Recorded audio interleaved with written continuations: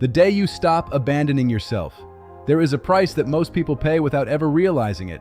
That price is adaptation. Not the healthy kind of adaptation that allows us to grow, but the kind where little by little you begin to abandon yourself. It often starts in childhood. Perhaps you learned that love had to be earned. That praise came when you behaved the right way.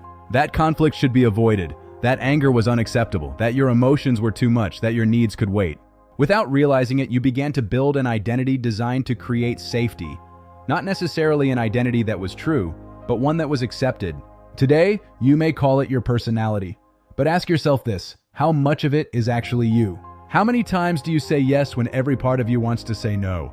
How many times do you ignore your own needs simply to keep the peace? The problem isn't doing it once. It is when it becomes the way you live. Your needs never disappear. They become silent longings. A longing to be seen, a longing to feel understood, a longing to finally breathe freely without becoming who everyone else needs you to be. Human beings constantly shape one another through emotions, tone of voice, and the way one nervous system influences another. That is why choosing the people around you is one of the most important decisions you will ever make.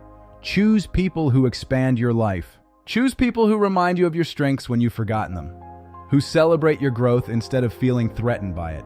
In intimate relationships, your partner doesn't only reveal your strengths.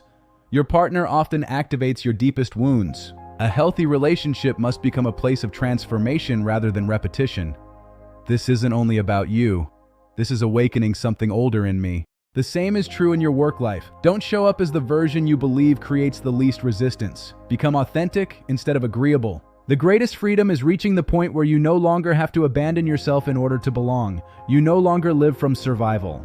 You begin to live from your highest self, and perhaps that is where real human transformation begins. Solvang, the architecture of human transformation.